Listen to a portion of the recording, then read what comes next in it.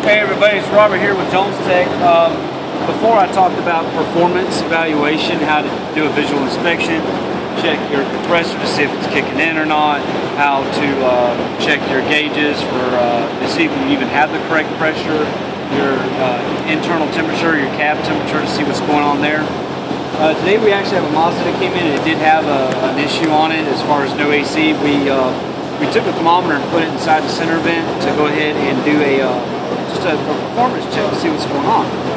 Well, the problem is the temperature actually started climbing, so the system has no freon in whatsoever. The pressure's not kicking in, temperature's climbing.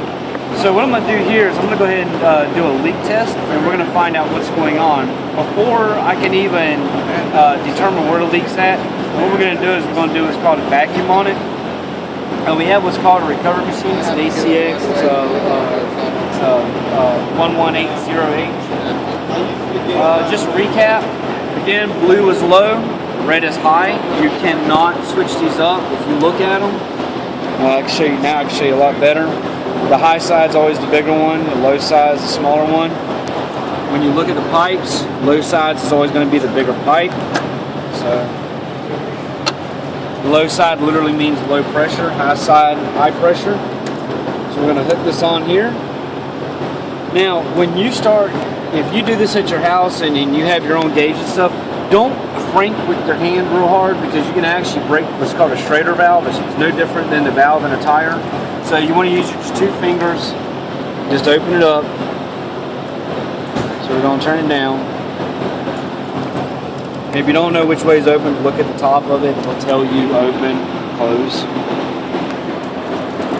Alright, so now that we have this system engaged, we're going to come in here and take a look at our machine here. And we're going to look at our gauges. Right now our low side has 0 and our high side has 0. That's telling me that the leak is pretty substantial. And we actually have air. So what we're going to do, we're going to look at this. We're just going to go ahead and straight the vacuum and put a vacuum pressure. Just checking the pressures. Now it's going to ask me to enter a time interval. I'm going to go ahead and set this down just to 15. I'm not going to do a 15-minute video of everybody watching the time countdown, but just show you how to set them. It's really simple. Okay, green button, yes to start. Red button, no to start. Alright, well, obviously we want to start it. Perform the leak test. Select yes or no. Yes, I want to select it. There you go. What's going to happen is, as this thing's leaking down, we want to see this number climb. You want to see it 28, I believe, is what you want to see it up in. If it's not going to, if it doesn't get that high and stay that high, then we know it's just sucking air in from somewhere else. But other than that, that's the first start of it. The reason why we're doing a vacuum test is a couple of things. Whenever you disassemble an AC system, you have air inside of the line.